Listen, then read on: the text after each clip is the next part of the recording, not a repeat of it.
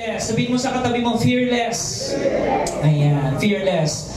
At ang pag-uusapan natin, syempre, it's all about fearless, no? Yung spiritual battle at yung ating pagtatagumpay. Kung paano tayo patuloy na magtatagumpay. Amen. Sino excited na dito? Amen. Pumalakpak yung excited. Hallelujah. Praise God. Ito po ang ating title, mga kapatid. Trust in God and fear no evil. No? Basahin ulit natin. 1, 2, 3, go. Trust in God and fear no evil. Yan. No? Sabi nga ni David, di ba? When I am afraid, I trust in you. I put my trust in you. Amen? Yung sinabi ni Haring David, na kapag siya nakakaramdam ng takot, nagtitiwala siya sa Panginoon. Alam niyo po, sa isang Kristiyano, napakahalaga yung matutunan mo talagang magtiwala sa Panginoon. No? Kasi kapag hindi mo natutunan yon, no, yung pagtitiwala sa Panginoon, ibig sabihin madali ka talagang ma-sway, no? Or ibig sabihin ma-impluwensyahan ng mga bagay sa mundo, no? Yung mga bagay ng kasamaan, no? Mga bagay na hindi ayon sa kalooban ng Diyos, no? At minsan na nakikita natin sa mundong ito, hindi ka naman o-offera ni Satan ng talagang yung sa tingin mo masama eh. Amen? O-offeran ka niya ng mabuti. Tama? Yung mabuti sa paningin mo, yung mabuti sa pandinig mo, no? Pero hindi pala kalooban ng Panginoon. Kaya napakahalaga pagtitiwala sa Diyos. Yung pagkakilala sa Diyos, no? At basahin po natin sa unang verse sa Psalm, no? Sabi doon sa Psalm chapter 56 verse 3, sabi doon, kapag ako'y natatakot, o aking Diyos na dakila, sa iyo ko ilalagak pag-asa ko at tiwala. Amen? So pag nakakaramdam ng takot, kanino tayo lumalapit? Sa Panginoon, no? Siya ang ating buhay na pag-asa, no? Kaya sa mundong ibabaw na ito, mga kapatid, napakaraming mga takot, pag-aalala, no? Nabanggit nga sa devotion kanina, no? We live in a world that offers plenty of chances to fear, and we can be rather creative in thinking of new things to be fearful, di ba? Yung maliit na takot na yan, nagsasanga-sanga yan eh. Tama? Mga kapatid, no? Yung kapag nag-overthink ka, no? Kapag yung talagang, oo nga, di ba? Ganito, ganyan. Baka ano na to, mauwi ito sa cancer or what? Diba may mga ganun eh, kahit wala pa naman. No? Maybe that's why one of the most oft-repeated commands, no? Ano ba ang command na maraming beses ni-repeat sa Bible? No? Sabihin mo sa katabi mo, huwag kang matakot. Yan. No? Huwag kang matakot. Do not be afraid. Ba? Sabi pa nga, be strong and courageous. Maging matatag ka, magpakatatag ka. No? The Bible does more than issue the command. It gives us good reason why we do not need to be afraid. Marami pong reason para hindi matakot sa mga bagay na gawa ni Satanas o mga bagay sa mundo. No? Katulad nito, pinakauna, sabihin natin, trust in God. Trust in God. Yan. Pangunahin talaga yan. This has to be the starting point, mga kapatid. Tanungin mo yung sarili mo, nagtitiwala ka ba sa Diyos o hindi? Pagdating sa sitwasyon ng halimbawa, financial, pagdating sa sitwasyon ng health, no? Pag medyo meron kang karamdaman, sino pinagkakatiwalaan mo? Pagdating sa krisis ng pamilya, problema sa anak, problema sa apo, di ba? Problema sa relationship, no? Napakadaming nating pinoproblema at kinakatakutan, no? Na mawala yung mga bagay na yon, no, sa ating buhay. Pero ang sabi, ulitin natin, kapag ako'y natatakot, sabi ni David, o aking Diyos na dakila, sa iyo ko ilalagak pag-asa ko at tiwala. Amen? Ang pananampalataya natin ay ang binigay ng Diyos upang tayo magtagumpay sa takot. No? Basahin natin sa Mark chapter 4, verse 40. Pagkatapos, sinabi niya sa mga alagad, bakit kayo natatakot? Hanggang ngayon ba'y wala pa rin kayong pananampalataya? Amen? Anong tanong ng Panginoon sa kanyang mga disciples? bakit kayo natatakot? Amen. Minsan kapag nakaramdam ka ng takot, kapatid, magandang tanong yan eh. Bakit nga ba ako natatakot? Amen. Tanungin natin, di ba? Bulay-bulahin natin sa sarili natin. Bakit nga ba ako natatakot? Diba? Marami, di ba? Siyempre, ayaw pag-usapan yung kamatayan, di ba? Siyempre, natatakot eh, di ba? Halimbawa, yung sa mga magulang, no? Magbibilin yung magulang. Mga anak, magmahalan kayo kasi, di ba? Matanda na ako. Mga ilang ano na lang ako talaga. Diba? Di ba may ganyan magulang, tapos sasabihin ng anak, hindi, nay, huwag natin ganyan yan. Huwag niyong pag-usapan yan. No, kasi nga, ano yun. Pero reality yun. Amen? At ano po ang dapat nating, sabi doon, bakit tayo natatakot? Sabi ng Panginoon, amen? Hanggang ngayon ba'y wala pa rin kayong pananampalataya? Amen? So ano po ang dapat nating pairalin kapag tayo natatakot? Pananampalataya. At ano yung gesture or ano yung bagay na para maipakita natin yung ating pananampalataya? To trust God, no? At yung dapat natin gawing una, lumapit, manalangin sa Panginoon. Lord, sa iyo ko po inalalagak, sabi ni Haring David, no? Ang takot kong ito, ikaw ang aking pag-asa, no? Sa gitna ng kawalan, sa gitna ng sakit karamdaman, sa gitna ng bingit ng kamatayan, ikaw, O Diyos, ang aking kanlungan. Amen? So, pinagkakatiwala natin lahat yan sa Panginoon. No? Again, everybody say, trust in God. Trust in God. Yan yung number 1, mga kapatid. Pagtitiwala sa Diyos. Kasi marami, oo, nagsisimba, di ba? Umaaten sa mga gawain, pero wala pang tiwala. Amen. Minsan ba guilty tayo doon? Yung parang kakagaling mo lang sa gawain ng Lord. Tapos pagdating mo sa bahay, ayun na. Bumungad sa'yo yung mga nakakatakot. Tapos sabi, bakit ka natatakot? Amen? Sabi ng Panginoon, bakit kayo natatakot? Hanggang ngayon ba'y wala rin kayong pananampalataya? Amen? No? So, yun po alam ng Diyos na kapag tayo natatakot, di ba? Nakafocus sa takot, nawawala yung pananampalataya natin.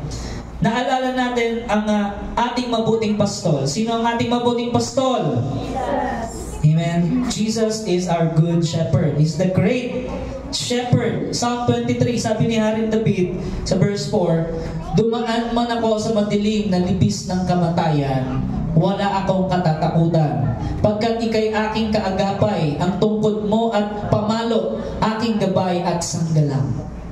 No? Even though I walk in the valley of shadow of death, I fear no evil. For your rod and staff, they guide me, they comfort me. Amen?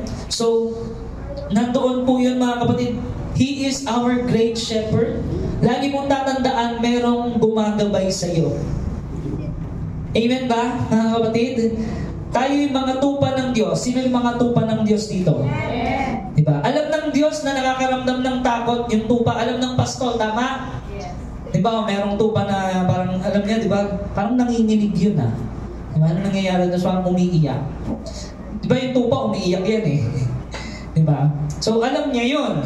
No? Ngayon, nandun yung kanyang, sabi doon, tungkod. Diba? I-redirect ka ng Panginoon, dito ka, di ba?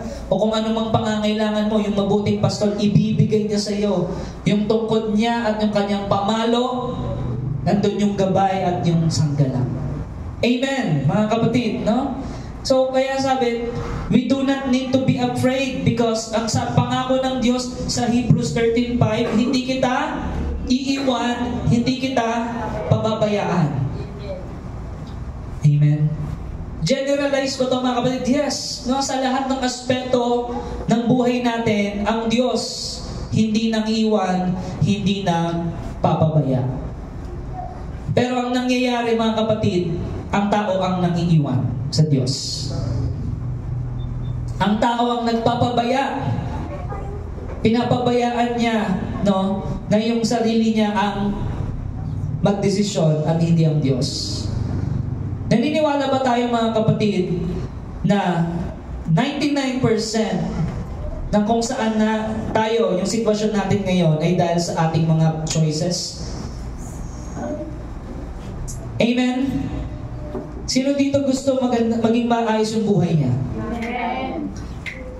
Dapat naka-align yung choices mo sa kalooban ng Diyos. Amen. Pag sinabi ng Diyos, hindi yan ang lalaki para sa'yo. Hindi yan ang babae para sa'yo. Huwag mong ipilit. Pag pinilit mo, masisira buhay mo. At magkakaroon ng katakot-takot, puro takot ang mangyayari sa'yo. Bakit? Kasi wala ka sa pananampalataya eh. Amen ba, mga kapatid? Choice mo yun. Hindi yun choice by faith. No? Kundi sa sarili mo yun, sa ganang sarili mo yun, at hindi mo sinunod kung ano yun, kalooban ng Diyos. No? Ang sinunod mo, opinion ng ibang tao. Diba? So, ganun po yun. Ang salita ng Diyos, mga kapatid, yun ang dapat manaig, maghari sa atin para mawala yung takot. Kasi, di ba, faith coming from hearing and hearing. Sa pakinig at pakikinig mo ng Word of God, talagang nabubuo at lumalakas ang iyong pananampalataya at nawawala yung mga takot at pangamba. Amen. Now, He is our salvation. Isaiah 12:2. No, sabi, He is our salvation, our strength, our defense. He has become my salvation, sabi ni Isaiah. No, even prophets, mga talagang tanyag na tao, lahat ng tao nakakaramdam ng takot. Amen ba? Kahit yung mga sundalo, no? Narinig ko nga dun sa isang sundalo no? Kahit yung iba hindi naniniwala sa Diyos, pagdating sa gera, mananalangin yun. Maniniwala yun sa Diyos. Bakit? Nandun na siya sa bingit ng kamatayan Diba? Tatawag siya sa Diyos. Amen? Kasi ang talagang ating pagkatao, mga kapatid, hindi mo mapahihindian na totoong may Diyos. Amen? Kaya sabi, in trusting God, we pray to Him. Everybody say, pray. Pray. Ano ba yung panalangin, kapatid? No? Ito ba ay paghingi lang? No? Ito ba ay paano ang turing mo sa panalangin? Ang mga Kristiyano, ang turing sa panalangin, ito ang kanilang hininga. Amen? Ito ang kanilang oxygen. Everybody say oxygen. Yan. Nakapag wala iyon, mawawala ang kanyang pananampalataya. Mawawala ng lakas, no? Yung panalangin. Yung kanyang pananampalataya dahil walang panalangin. No? Kaya nga, prayerlessness will lead to sin. No? And will lead to powerlessness. Hindi ka magiging effective at powerful Christian kung wala yung pananampalataya, wala yung prayer. No? Kaya napakahalaga ng prayer, mga kapatid. We believe God's word. Amen? And we obey His commands. Kaya dapat matuto tayo ng principles. Everybody say principles. Yan. Meron yan, principle of hearing, di ba? Yung nakikinig ka, principle of obeying. No? Hindi yung nakikinig ka, hindi ka naman sumusunod. Walang prinsipyo doon. Tama ba, mga kapatid? Yung sa church talagang, oo nga, yes, pastor, tama. No? Pero paglabas ng church, iba na yung ginagawa mo. Amen? So, hindi po yon. Kaya, lalong lumalaki yung takot mo. Dahil nga, hindi mo sinusunod ang Panginoon, diba? Ang dami mong tinatago, ang dami mong sikreto, ang dami mo rin takot. Na baka malaman nila yung sikreto mo. Amen ba, mga kapatid? No? So, kaya, napakahalaga yung prayer life, napakahalaga yung principles, yung Word of God, at yung matuto tayo magtiwala sa Diyos. No? Scriptures abound with reasons we should not be afraid based on our trust in the Lord. Amen. Kaya sabi, trust in the Lord with all your heart and do not lean on your own. No? On your own understanding. Kaya, trust in God will counteract the effects of fear. Yun po yung nakakapagpawala ng takot. Amen? So, tayo po, di ba? Lalo na mga magulang. Amen? Kapag talaga, natatakot tayo, di ba? Yung para sa future ng ating mga anak, dapat sinisecure natin yan, no? Na talagang tayo ay gumagawa ng paraan para sa ating pamilya. No? Pero ang pinakauna dapat talaga natin gawin, no? Mula sa mga kabataang narito, hanggang sa mga adults, matuto tayong magtiwala sa Diyos. Amen. Kaya nga, faith, which is trust, and fear are opposite poles. Baliktad yun, no? Yung faith and fear. Kung ang isang tao, no, he can scarcely have the other in vigorous operation. He that has his trust set upon God does not need to dread anything except the weakening or the paralyzing of the trust. No, kaya huwag nating hahayaan na yung ating pananampalataya ay manghina. Choice mo yun di ba, kapatid? Kumain o hindi. Tama? Spiritually, magpakalakas, it's your part, no? Binigay ng Lord, andyan ang Holy Spirit, di ba? Ipinagkaloob sa atin, andyan ang Word of God, di ba? Andyan ang community church, di ba? Ang daming blessing na binigay sa atin ng Lord, hindi lang natin talaga pinagkakatiwalaan ang Diyos, no? Pagdating sa ating mga takot. Kaya napakahalaga matuto tayo. Pangalawa, don't focus on the fear. Yan. Huwag kang mag-focus dun sa takot na mukhang mawawalan na kami ng ganito Mawawalan na yung negosyo namin, mawawalan ng trabaho, 'di ba? Mawawalan ng benepisyo, 'di ba? Tapos yung savings may 20% tax na. Grabe, nakakatakot. Diba? Ang daming takot no? Tumataas yung bilihin, tumataas yung pamasahe. Diba? So, lahat na lang nagmamahal. No? Ang bilihin, ang mga tao, hindi nagmamahal. Diba? Nagiging makasarili. Diba? Sabi sa Bible in the last days, many will be self-centered. No? Talagang selfish, diba? Salapi, mapagmahal sa salapi, mapagmahal sa sarili, walang pagmamahal sa Diyos. Tama? Ganun yung magiging sa last days talaga, mga kapatid. Kaya napakahalaga, huwag kang mag-focus doon sa mga bagay na yun. Mag-focus ka sa relationship mo sa Diyos, sa pagsunod sa Kanya, sa pagbigay luwalhati sa Kanya.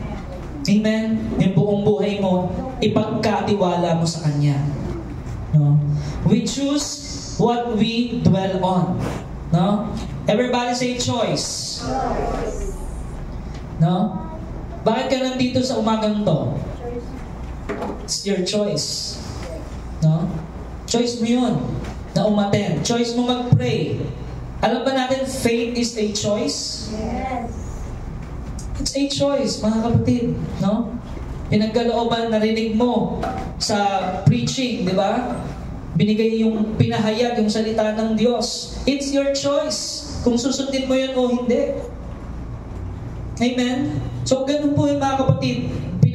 Tinuturuan tayo ng Diyos na talagang magtiwala sa Kanya at huwag manangan sa sarili nating mga pangunawa. No? Focus on the one who takes fear away is to find solace. No? We can choose to fix our eyes on Jesus, or we can choose to fix our eyes on this world. So, saan nakafocus yung sarili mo? Yung pananaw mo sa buhay. No? Sabi sa Philippians 4:8, basahin natin, no?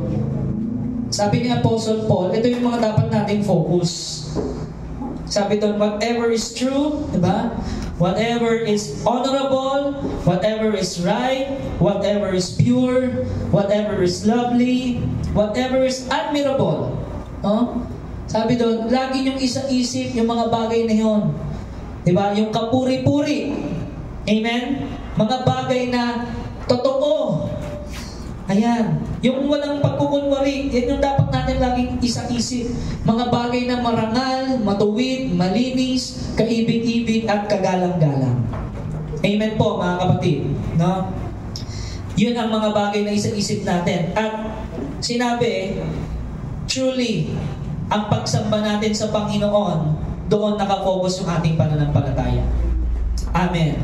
No? So as Jairus, naalala natin si Jairus, no, sa istorya doon sa Bible, Mark 5:35, no, Jairus, the synagogue ruler, was bringing Jesus home to save his daughter. Ang sabi ni Jairus kay Jesus, Lord, pagilangin niyo po yung anak ko. Nasa bingit na siya ng kamatayan.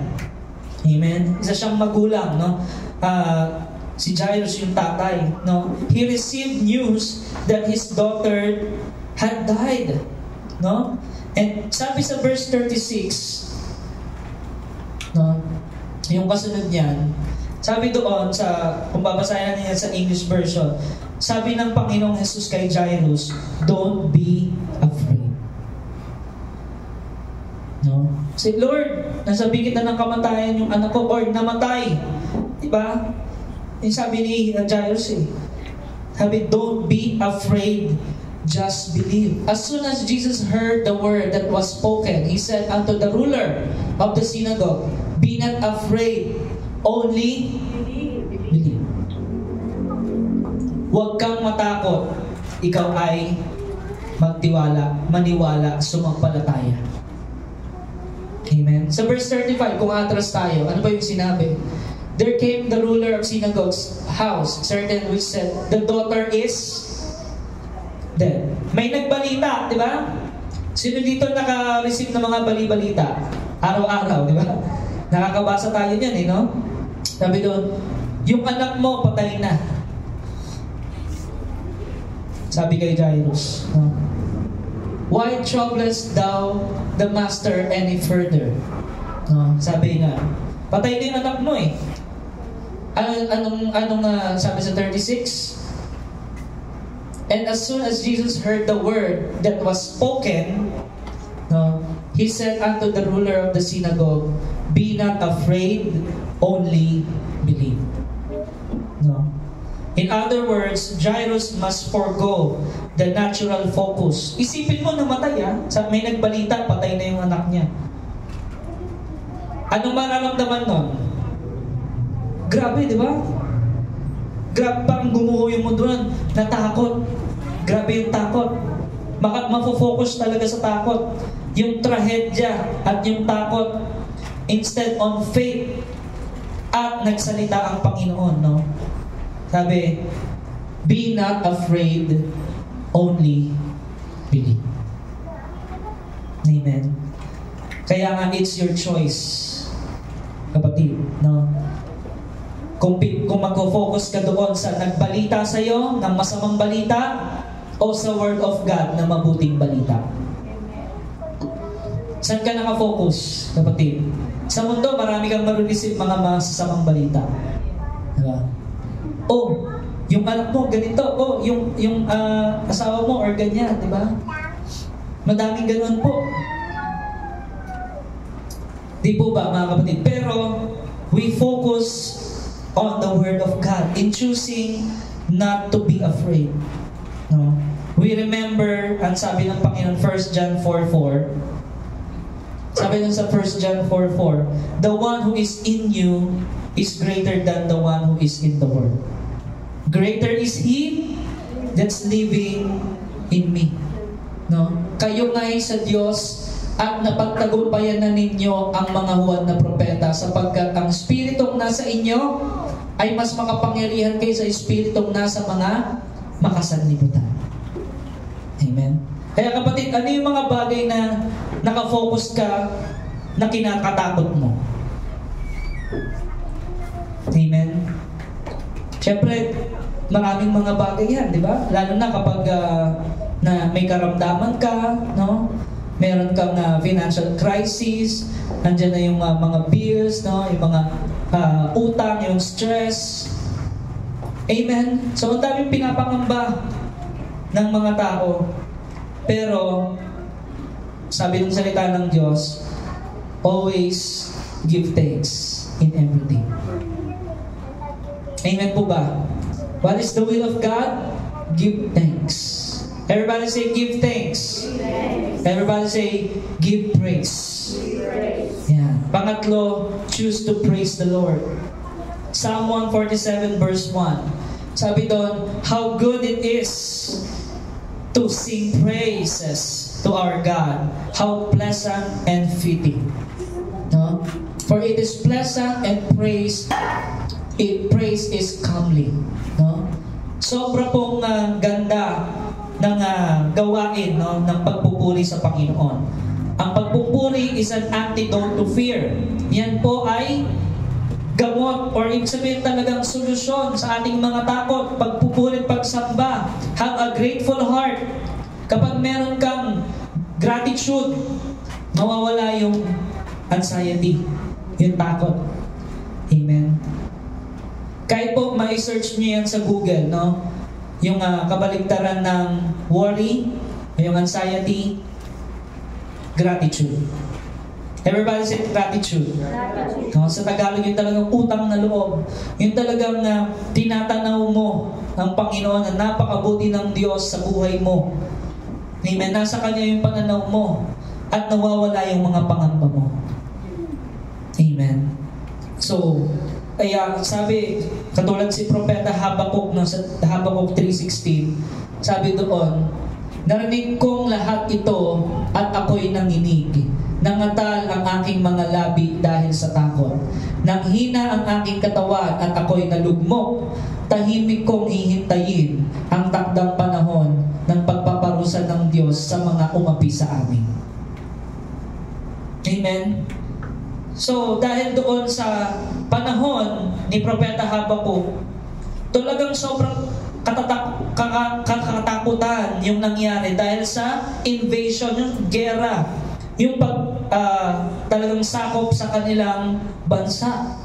No? And he described this fear vividly. Sabi niya, narinig kong lahat ito at ako'y nanginig. No? Lalo na, yung talagang naka-experience ng gera, yung mga sumasabog, no? Yung bigla na lang may bomba na sumabog, tapos may mga talagang, diba, sa harapan mo, tutumbag. Ganun yung naranasan ni Propeta. Diba? Talagang gera. Nangatal siya. Diba? Kasi bigit ng kamatayan Talagang sinakop yung kanilang bansa. Noong panahon niya, nanghina siya, yung kanyang katawan. Nalugmok siya. Pero, sabi niya, tahimik kong hihintayin ang takdang panahon ng pagpaparusa ng Diyos sa mga umapi sa amin. No? There's a time of reckoning. No? So, there's a time of judgment. Amen po? Ganun din po ba ang sinasabi sa atin ng Panginoon? He will wipe every tears from their eyes. Diba? Bilang tayo mga Kristiyano, makakaranas ka ng mga hardship, suffering, paghihirap, persecution, amen? Mga krisis sa buhay. Hindi tayo exempted dyan. Pero, kapatid, huwag mong kalilimutan, nandyan ang patnubay at gabay ng Diyos. Magpakatatag ka.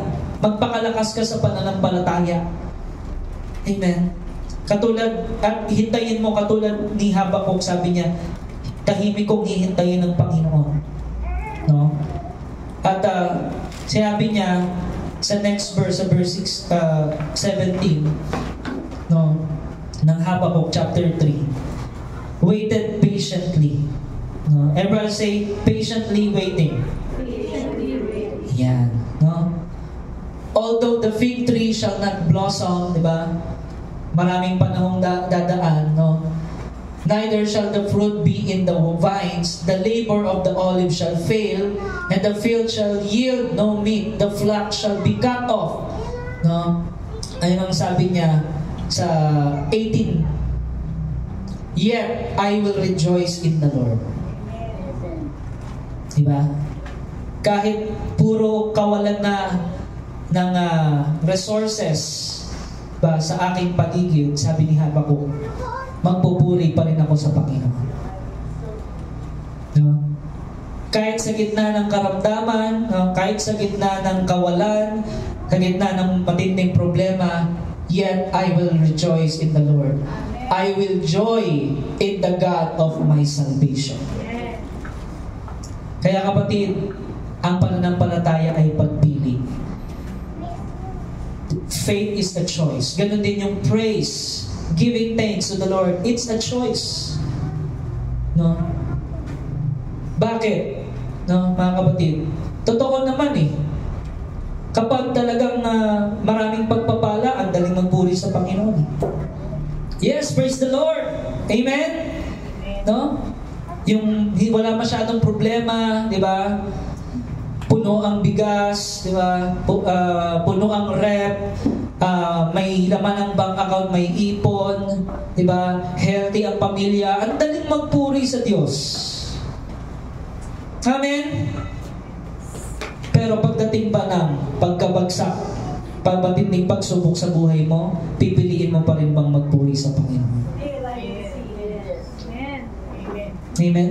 Diba sinasabi natin yan, God is good? All the time. Diba? And all the time? God is good. No? Kung yan ang talagang lagi mong sinasabi, mabuti ang Diyos sa kahit anong oras, kahit anong panahon. No? Maging sa anumang panahon, katulad nung kay Habakuk, no? Lugmok na lugmok yung kanilang bayan, yung kanilang pamilya, yung kanilang buhay. Sabi niya, yet I will rejoice in the Lord. I will sing praise to the Lord. I will serve the Lord. Amen? Sino dito yung gusto talagang ganong level ng faith? Amen? Yung talagang kahit maraming mga masasamang balita na nare-receive mo, magpupuli ka pa rin sa Panginoon. Amen? Yun ang talaga, trust in God, no? Fear no evil. Yun talagang totoong pagtitiwala sa Panginoon, no? Yun ang mapapakita natin yung ating pananampalataya. At kapatid, alalahanin mo ang pangako ng Diyos. Sabi mo sa katabi mo, remember His promises. Amen? Pangako ng Diyos, hindi yan mababalik, no? Hindi yan mabibigo. No? We should not worry. Sabi ni Jesus sa atin, ating Panginoon, Matthew 6:34, kaya nga huwag ninyong alalahanin ang bukas, sapagkat ang bukas ang mag-aalala sa sarili niya. Sapat na ang inyong mga suliranin sa bawat araw. Amen po, mga kapatid. Alam niyo ba, marami nang namatay dahil sa sobrang pag-aalala. Yung hindi pa dapat siya namatay, pero untimely yung death niya kasi nga, grabe, di ba? Nakarinig lang siya, tapos naniwala naman siya doon sa masamang balita. Pero kung alam mo yung mabuting balita, pangako ng Diyos, hindi ka maniniwala doon sa kung ano mang dumating na masamang balita. Kahit totoo pa yun, mas maniniwala ka sa pangako ng Diyos na siya ang iyong kaagapay. Siya ang tutulong sa iyo, siya ang buhay na pag-asa mo. Amen? At ito ay utos. Huwag ninyong alalahanin ang bukas. No? Sino dito yung guilty? Yung lagi niyang inaalala yung bukas? Wala? Ang galing talaga ng mga taga-DOCGM, Amen? No? Sino dito yung sasabihin niya, ay, nag-aalala ako, Lunes na naman, bukas. Diba? Sa mga estudyante, inaalala, ay, papasok na naman. Diba? Nag-aantay ng announcement na walang a-absent. Dapat yun yung yun yung i-post Walang a-absent, pumasok kayong lahat. Yan. No? So, huwag niyong alalahanin ang bukas. Ibig sabihin, mag-focus ka sa Lord. Ang Lord ang may hawak ng bukas. Amen? Hindi natin alam kung ano mangyayari bukas. Mga kapatid, nung ipagkatiwala mo yun sa Panginoon, sa buhay natin, we have God's promise. Everyone say, God's promise. May pangako ang Diyos. Diba? Sa araw ng bukas. No? Hindi habang panahon, nandiyan ka sa problema mo. Ipagkatiwala mo yan sa Diyos, dumulog ka sa Diyos, di ba? Sumunod ka sa Diyos, at hindi magtatagal, mababago ang buhay mo. Magkakaroon ng transformation. Panghawakan mo yung pangako ng Diyos. Huwag kang mag-alala sa bukas. No? We have God's promise to meet every need. Sabi nga, according to His riches and glory. Philippians 4:19. No? Buhat sa hindi mauubos na kayamanan ng Diyos, ibibigay niya ang lahat ng inyong kailangan sa pamamagitan ni Kristo Jesus. Lahat ng ano? Kailangan. Yung pangangailangan. May paraan lagi ang Diyos. Amen. So kaya, God's promise, yun ang ating panghawakan. And to accomplish His work, sabi sa Philippians 1:6, no? Natitiyak ko ang mabuting gawang pinasimulan sa inyo ng Diyos ay Kanyang lulubusin hanggang sa araw ni Jesucristo. Sino po ang kikilos para matupad yung kalooban ng Diyos? Yung pinasimulan sa atin? Siya mismo. Through the Holy Spirit na ipinagkaloob niya sa atin, na kumikilos sa ating buhay, kukumpletuhin niya. O sa ibang translation, lulubusin niya hanggang sa araw ni Jesucristo. Amen. Kaya unti-unti talaga magkakaroon ng transformation. You will be a living testimony. No? God is a miracle worker. No? Yung pangit na sitwasyon, kaya niyang pagandahin. Amen? Ganun yun mga kapatid. Kaya yung salita ng Diyos, yung panghawakan natin. Sabi niya, be strong and courageous. No? Be strong and courageous. Do not be afraid or discouraged. For the Lord your God is with you. Kasama mo ang Diyos. Amen. Ganun po yan mga kapatid. Hindi yung iniisip mo kapag tagumpay, oo, kasama mo ang Diyos. Tapos kapag mga kabiguan, hindi mo kasama ang Diyos. Kapatid, kahit nabigo ka, dahil sa mga choices mo, sinasamahan ka pa rin ng Diyos. Hindi ka niya pinababayaan. Gumagamit pa rin siya ng mga tao para ipaalala niya sa iyo na mahal ka niya. Amen. Para ipaalala niya sa iyo na, anak, nandito lang ako, huwag kang matakot. Amen ba, mga kapatid? No? At talagang maiiyak ka na lang di ba? Kapag na-realize mo, nangusap sa iyo ang Panginoon na, oo nga, no?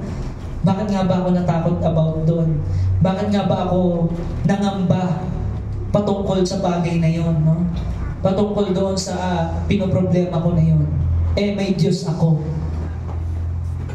na kayang gawin, solusyonan ang lahat ng bagay. Amen po, mga kapatid. Kaya nga, in the next life, the redeemed have an even greater hope. Kasi hindi naman tayo citizen of this earth Amen? Citizens of ano tayo? Amen. Tayo ngayon ay strangers na lang sa mundong ito. Ang ginagawa natin, yung utos ng Panginoon, ipalaganap ang mabuting balita, ang gospel, para sa ikaliligtas ng sangkatauhan. No, na walang ibang kaligtasan kundi sa Panginoong Jesucristo lamang. No? Siya ang daan, katotohanan at ang buhay. Walang makaparoon sa Ama kundi sa pamamagitan niya. Walang ibang pangalan na ibinigay sa silong ng langit kundi ang pangalan ng Panginoong Jesus sa ikaliligtas ng marami. Amen po? Yan po ang mabuting balita At kapag ito ay naunawaan ng isang tao na pinatawad siya ng Diyos, mahal siya ng Diyos, gusto ng Diyos yung mabuti para sa iyo, pag naunawaan mo yun kapatid, talagang magtitiwala ka sa Kanya. Amen. Walang intensyong masama ang Diyos sa kahit sino. Amen. Na ang ibang tao, di ba, akala mo kasi, yun ang gusto ng parang KJ si Lord. Di ba, na Lord, ayaw mo ba akong lumigaya? Di ba? Ang talagang alam ko siya yung babae para sa akin. Alam ko siya yung lalaki para sa akin. In love ako sa Kanya, Lord, ayaw mo ba akong maging masaya? Yun ang nakikita mo. Diba? Hindi mo nakikita yung nakikita ng Lord na niloloko ka lang pala niya. Diba? Na binubola ka lang pala niya. Tama? Yun ang nakikita. Kaya marami po kahit Christian napapahamak Kasi yun nga, wala yung principle ng talagang pakikinig sa Lord, yung pagsunod sa Panginoon. Diba? Nauuna yung emosyon bago yung devotion. Amen? nagpapakita yun na hindi ka talaga nagtitiwala sa Panginoon. No? Sabi mo, Lord, 35 na ako, wala pa rin ba? Pero yung ibang mga kabataan niya ngayon Lord, 20 na ako, wala pa akong boy. Di ba? Hello? Di ba, mga kabataan, hindi yun Dapat alamin mo ano ba ang kalooban ng Panginoon. Di ba? So, kasi kapag tinuloy mo yan, yung desisyon na yan, magbubunga lang yan ng, di ba, anxiety, di ba? Dahil nga, problema yan Kapag ikaw ang nasunod sa buhay mo, lalong dadami problema. Napapansin niyo yan, mga kapatid? Pag desisyon mo ang nasusunod, lalong dumadami ang problema. At yung problema, nagre-resulta ng takot. Tama? Kasi dumadami ang problema, dumadami yung takot mo. Diba? Kung ano-ano na yung naririnig mo. Ala, sino yun? Diba? Parang may naniningil Parang gano'n. Diba? So kung ano-ano ng mga bagay, mga naririnig mo. Dahil sa mga pagdidesisyon mo ng mali, hindi mo sinusunod ang Panginoon. No? So kaya napakahalaga, mga kapatid, yung mabuting gawang pinasimulan ng Diyos, sabi ng Panginoon, lulubusin niya. Amen? Lulubusin niya. Makinig ka lang. No? Magtiwala ka lang. At sabi niya, huwag kang matakot. Amen, mga kapatid. No? So, tayo ay merong buhay na pag-asa. Sabi sa 1 Peter chapter 1 verse 3 to 5, no? Pasalamatan natin ang Diyos at Ama ng ating Panginoong Hesukristo dahil sa laki na magmamana tayo ng kayamanang di masisira. Amen. Sabihin mo sa katabi mo, you are a tawag doon, yung sa English, tagapagmana, heir, or sa iba is beneficiary, di ba? Parang gano'n. Beneficiary ka no? Sabihin mo sa katabi, tagapagmana ka. Ayan. Ng mga kayamanang hindi nasisira. Amen? Yung mga bagay dito sa mundo, nasisira yan Di ba? Lahat yan mawawala. At hindi naman talaga tayo ang may-ari niyan. Amen? Maging itong buhay natin. Pero, bibigyan tayo, sabi doon, ng kayamanang di masisira. Kahit di naman natin deserve yun. Walang kapintasan yung ibibigay ng Lord at di kukupas na inihanda ng Diyos sa langit para sa inyo. Sino dito excited sa mga inihanda ng Diyos sa langit? Amen. Next question, sino gustong mauna? Ayaw nyo naman. Amen. Biro lang po kung ano ang kalooban ng Panginoon, kung hanggang saan tayo. Amen. Kasi di ba, yun ang biro Minsan sabihin talagang, sino talaga dito gusto mapunta sa langit? Yes, Pastor, ako po! Sino na gusto mo na? Ayaw ko pa pala. Amen. Ayaw ko pala. No? Pero, hindi aside, mga kapatid, napakaganda ng pangako ng Diyos. Amen. Hindi masisira, di ba? Eternal life. Kapiling ang Panginoon. At syempre, sa Bible, akala lang kasi nung iba, di ba yung napapanood nila sa TV, yung langit, puro ulap, di ba? Ang boring naman nung langit nila. Di ba? Puro ulap. Ano na lang to? Puro ulap na lang. Di ba? Pero pag binasa mo sa Bible, ang ganda. Di ba? Yung daraanan mo talagang ginto, di ba? Mga mamahaling klase ng bato. Tapos yung gate, perlas, no? Gate pa lang perlas Tapos maraming mansion, di ba? Tapos merong gobyerno kung saan ang nagahari ay yung King of Kings and Lord of Lords. Ang daming gagawin dun sa New Heaven and Earth. Ang daming task na ipapagawa ng Panginoon ngayon. Kung ikaw ay lazy servant, no? Hindi ka good, faithful servant, sa tingin mo, pagkakatiwala ka doon sa mas malaki? Hindi. Kaya nga sabihin mo sa katabi mo, be faithful. At saka, be fearless. Amen? Huwag kang matakot. Diba? Sa paglilingkod mo sa Diyos, talagang buong puso. No? Kaya sa pamamagitan ng inyong pananampalataya, iniingatan kayo ng kapangyarihan ng Diyos. Amen? Andiyan ang kapangyarihan ng Diyos, nilulukuban tayo habang hinihintay ninyo ang kaligtasang nakahandang ihayag sa katapusan ng panahon. Ito yung lagi dapat nating alalahanin, mga kapatid. Sa tuwing tayo nakakaramdam ng mga takot, pangamba, kung ano mangyayari bukas, Lunes na naman, Martes, Miyerkules, di ba? Tapos katapusan na naman, di ba? So, andyan na naman yung mga due date, andyan na naman yung mga bayarin. Kasi katapusan no? Lord, kailan ba yung matatapos kong katapusan na to? Ganun ba yung lagi minisip? Huwag yun ang isipin mo. Mag-focus ka sa paraan na binigay sa iyo ng Lord para mabuhay ka. At mabuhay ka sa pananampalataya sa Kanya.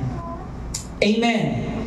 Yun po ang nais ng Lord. Yun tayo talaga na-overcome natin yung pagkatakot. Sa Lucas chapter 12 verse 32, ayan. Huwag kayong matakot. Yan na naman, sinabi ng Panginoon. Basahin natin. 1, 2, 3, go! Huwag kayong matakot. Munting kawan, sapagkat ikinalulugod ng inyong Ama na ibigay sa inyo. Praise the Lord! Amen? Ibigay sa inyo ang kaharian. Isipin niyo yun, mga kapatid, di ba? Tagapagmana ka. No? You are royalty. Sabihin mo sa katabi mo, dugong bughaw ka. Hindi ka basta-basta. No? Kasi anak ka ng Diyos eh. No, minsan kasi ang liit ng tingin natin sa sarili natin, di ba? Parang gano'n, no? Kawawa naman ako, gandito na lang ako, wala akong kaya. Diba? Para bang wala kang tiwala sa Diyos. Amen? So, dapat yung our confidence is in the Lord. Amen? Huwag kayong matakot. Di ba? Huwag kang matakot sapagkat kinalulugod ng inyong Ama na ibigay sa inyo ang kaharian. Yun ang kalooban ng Diyos. Kaya sabi doon, labanan natin ang takot sa pamagitan ng ating pananampalataya. We are in a spiritual battle. Amen? Yung mga takot na yan, mga pakana yan ni Satanas. No? Para ikaw ay mawala sa focus mo sa paglilingkod sa Diyos, mawala sa focus mo sa pagbigay kaluguran sa Diyos. Basahin natin yung Ephesians 6:16. No? This will be the last verse. Sabi doon, lagi ninyong gawing panangga ang pananampalataya. No? Malaking panangga yan no? Na kapag merong mga bagay na tumutokso sa atin o mga bagay na nagpapangamba sa atin, gawin natin palangga ang pananampalataya na siyang papatay sa lahat ng nagliliyab na palaso ng dyablo. Amen? Divine protection. Always pray to God na, Lord, protect my mind, protect my heart, Lord, guard my heart, Panginoon, sa lahat ng mga bagay na ito. Takot, pangamba, ipinagkakatiwala ko sa iyo. Amen po, mga kapatid. Kaya sa ating buhay, aminin man natin o hindi, marami tayong kinatatakot. No? Marami tayong mino-worry. No? Marami tayong iniisip. Amen po, mga kapatid. Pero mga bagay na isa-isip dapat natin ay yung mga bagay na salita, pangako ng Diyos. Upang patuloy na maghari sa atin ng kapayapaan mula sa Panginoon. Amen. So, I would like to invite everyone to rise up, mga kapatid. Tayo po ay mananalangin. And of course, itataas natin sa Panginoon